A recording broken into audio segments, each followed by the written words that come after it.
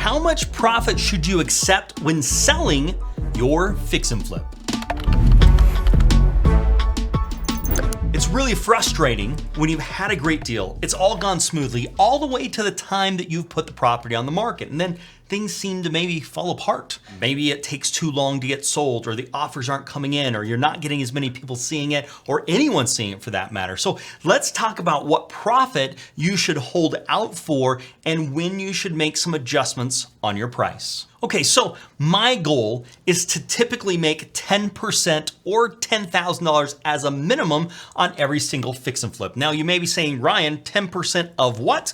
Well, let me help you out here. What I'm talking about is 10% of the resale price. If I buy a house for $100,000 and I'm planning on reselling that property for $200,000, let's just say for number's sake, I'm planning on a minimum of 10% of this amount, so $20,000 is how much I want to make. That's my minimum viable goal. Now, or $10,000, whichever is greater. Now, I hope to make more money than that, but in some instances, I'm not able to, so that's the goal that I'm shooting for. Now, in order to get that, you've got to be pretty good at a few things. One, checking out the property, making sure there aren't going to be problems later that you weren't aware of. And that could be running a camera down the sewer line. That could be getting somebody in the attic. That could be walking on the roof. That could be looking at the foundation. It could be looking at all the systems, the HVAC, the electric, all the plumbing, and just making sure that's all in good order. So if those things are good, you should be able to see most of the other things. Now, can something break when you're in rehab? Yes. Does it happen that frequently? No. Usually what I find is that time hasn't been taken in the front end to see the project and make sure you have everything accounted for. Now, there's kind of a bonus in doing this as well, because if you do find some additional things, you can go back to the seller and renegotiate and say, hey, we found there's a problem with the shingles. This is going to need to be replaced. This is going to cost a few $1,000s. We need to do that. You need to lower the price. Maybe we split it, whatever the case is, but you're so much better off getting that ahead of time so you have the potential to negotiate with a seller or decide not to do the deal or decide to do the deal even with that additional cost, okay? So 10% is my golden rule for what the resale price, not for the purchase price. So how long do you hold out to actually get that offer? And I'll tell you, it's pretty simple for me. I believe in what's called precision pricing. So I look at all the comparables, I look at the actives, I look at the solds, all within a mile radius, as close to the home as possible, as close as home-to-home comparison with beds, baths, and everything else. Same school district, those types of things. Now, based upon that, I then look and see what are houses selling for in this range. That is what I'm going to list my property for, is what the other ones are selling for, but then I'm gonna add on 3% on top of that, just so it's a little bit higher, but it's within a range, because lots of times you're going to get an offer within 3 to 5% of what you've listed it for. So I like to build just a little bit in.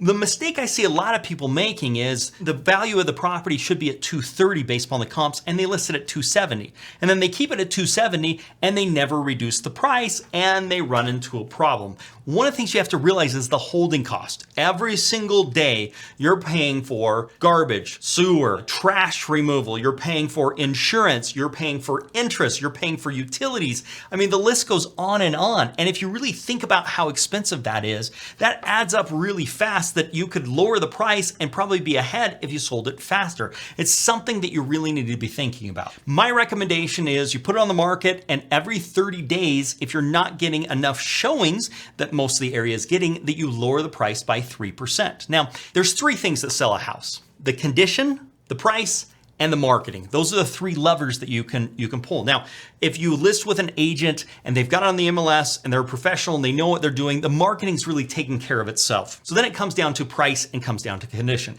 If you are not getting any showings, the price of the property is too high. That's just what it is. And if you're not getting enough showings, then the price of the property is too high. So you've got to lower the property price. If you're getting enough showings, but you're not getting an offer, the problem's going to be with the condition of the property. Now, sometimes you can fix the condition by painting a room or doing something like that. And other times you may not be able to. It's on a busy street and you can't just change that. So what do you do? Well, if it's something you can fix, you could decide, is it worth the money to fix that if multiple people have said that that's a problem as a potential buyer? Or what you can do is lower the price to compensate for it. So those are the things you need to look at. Now, how do you know which one to do? This is where your agent should be earning their money for you. After every single showing, the agent should be calling the buyer's agent and saying, hey, Thanks for showing the property. Just wanted to get some feedback. What did your clients think of the property? What do they think about the price? What do they think about the condition? Are they considering making an offer? Is there anything we could do that would get them encouraged to make an offer on the property? Now, asking those questions of every single person that comes through the property, typically when we're getting that from an agent, so it's actually real feedback and not somebody trying to say, oh, it was great, but they didn't like the house, because they didn't want to have that conversation with you. Agent to agent gets that information and brings it back and relays it to you, which will help you know what the problem is. So again, if there's no showings, your price is too high. If there's showings with no offers, it is either your price is too high or the condition is poor. You've got to make that determination. You'll do that from feedback from the buyers that are actually coming in. Now, one of the things I like to say is first profit is best profits. And basically what that means to me is I would much rather take a reasonable amount today than hold out and hope for a home run in the future. One of the things that a lot of people just don't think about is they're worried, what if I underprice my property? Well, guess what?